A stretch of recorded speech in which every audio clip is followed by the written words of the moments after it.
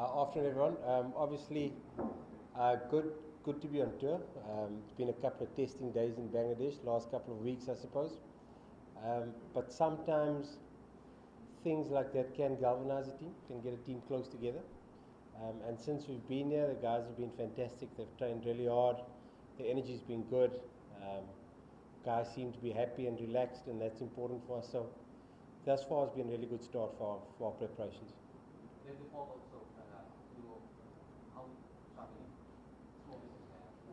The fog, like I said, the weather's been magnificent. It's not too hot. It's pity there's no breeze, but obviously it's not perfect with the smog. But it's the same for both teams. It's not perfect. It's not ideal, but it's nothing we're going to complain about or moan about. We've just got to get on with it and make best do as we can.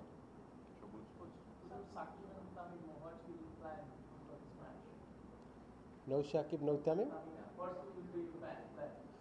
The plan, well, we've got a group of 15 players and we're confident in each and every one of them. They're obviously two big players to replace, we know that. A lot of experience. But with that comes opportunities for some younger players.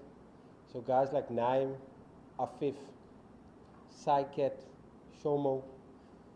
We've got some really good players who can replace those type of players.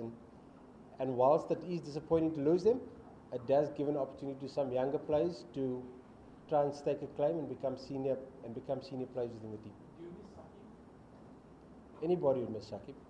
He's a fantastic cricketer. He's a leading all-rounder in world cricket. The players look up to him, so he's obviously a big loss for us. There's no doubt about it. Coach, half the team was very vast practicing. So, does it concern you the air quality in Delhi, especially when you're playing here? How the players are playing in the camp? Look, it's obviously, like I've said, it's not ideal. It's not something you'd want, but there's nothing we can do with it. It is what it is. We've got to make sure that we prepare as well as possible and we deal with it as well as possible. Thus far, for sure, we've had some scratchy eyes and maybe a little sore throat now and then, but it's been okay. It hasn't been, nobody's been sick or dying or anything like that. We've been okay with it. Obviously, you don't want to be in it for 6 or 7 hours, so 3 hours a game that we're playing and 3-hour practice sessions is probably as long as you'd probably want to be in it at the moment. Coach, like you know that the Shaki ban, like my question is that once he comes back after a year, like how does the dressing room treat him? Like it's not that it has been proved that he has not indulged in or practice, but since it has been a mistake, like after that, does the dressing room get a bit jittery when he comes back? And how do players in general react? Does the respect remain the same for the players when he is an icon? Well, number one, a year's, in cricketing terms, a long time. I haven't even thought about it, about how Shakib gets integrated back into the team. It's not something that's even crossed my mind. I don't think it's crossed any of the players' mind. For sure, there's a lot of, when I say he's been a big player for Bangladesh and he's been very close friends with a lot of the players. So it's obviously affected some of the players, and he's made a mistake and he's paying the price for it. There's not too much else we can say about it. It's nothing that we can control or something that affects us too much at the moment. It obviously affects the team in terms of his performances, but our mindset and our focus has got to be entirely on the team and our preparation going into this important series, leading into a World Cup a year away. So our focus is entirely on this series and preparing for the World Cup in 12 months' time. Neeru?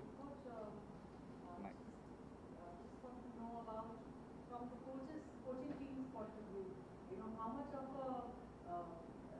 change in plans and or Shaki Jackson's brought in, plus the fact that we'll be playing white ball, red ball, then pink ball match, everything is happening like pretty quickly, and there's a lot of planning to be done. So how, and the changes that have been brought in, no, how difficult was it for the coach?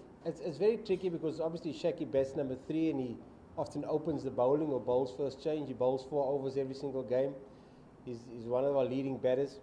So you've got to decide, do I replace the batsman or do I replace the bowler? Because it's very difficult to replace both. There are not many players who provide you with both skills. So you might find yourself short in one department and strengthening the other department, or then strengthening the other department and weakening the other department. So It's very much depending on the conditions. If you think it's a flat wicket, you probably want to strengthen your bowling. If you think there's a little bit in for the wicket, you might want to strengthen your batting. So it'll be very much dependent on the conditions we play on. And I don't think there's anyone earmarked who's specifically going to do Shakib's job. Everybody's going to have to contribute and try and fill up his numbers as best as we possibly can. Does that make sense? Yeah. Understand? Yeah.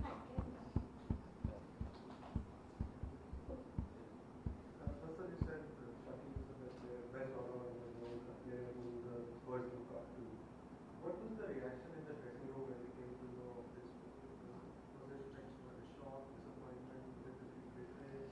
Yeah, look, I think everyone was a bit disappointed. End of the day, I don't know if I should be talking too much about it. It's not really I've been here for a month and I've known Shakib for a month, and the relationships the players have with him are a lot deeper than I've got with him, because I don't know him very well. I've worked with him for a month. But the players speak very highly of him. They've all got a lot of respect for him. They all admire the way he goes about his business, his performances. And like I said, no one's perfect. He's made a mistake and he's got to pay the price for it. And just with the care quality that you are going to be playing in, is there a medical advice given to you on what precautions you need to take? And have you made any special arrangements to, prepare for any contingencies? No, we haven't. We know that Sri Lanka struggled with it last time. Look, I suppose the players in Bangladesh, there's a bit of pollution in Bangladesh as well, so it's not a massive shock to the system as maybe some other countries would maybe experience. So the players have dealt with it really well. They've said, "Ooh, it's smoky, but let's get on with it and practice." They haven't made too much of an issue of it, and the coaches haven't either, and we just got to go about our business as we normally would. Coach, so Virat is not there in the Indian team, so it gives an advantage to Bangladesh, or is it the same, which the row that leads the side? Look, there's no Virat, there's no Shakib, so there's an advantage for India with no Shakib, there's an advantage for Bangladesh with no Virat. They're two fantastic cricketers. But look, it would have been great if Virat was playing. You want to play against the best players in the world.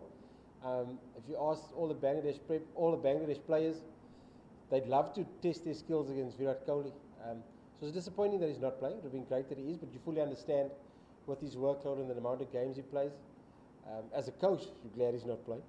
The players probably want to test their skills. We know he's probably the leading batter in the world. But if you want to beat the best, you've got to play against the best. So it is disappointing that he's not playing, but it is what it is. Coach, would you have been happier trialing this new Prince in a T20 game or some other game before trying it in international? It would have been great to play maybe a 2-day warm-up game with a pink ball. I know my time in South Africa, we played a pink ball game in Adelaide, but we had a 2-day warm-up game with a pink ball leading into that test match. And that was a bit of the concern with some of the players, that there's only 3 days between the first and the second test match, a travel day, 2 practice days. So there's not a lot of time to prepare with it. I suppose it's the same for India, but that is a challenge that we are faced with at the moment.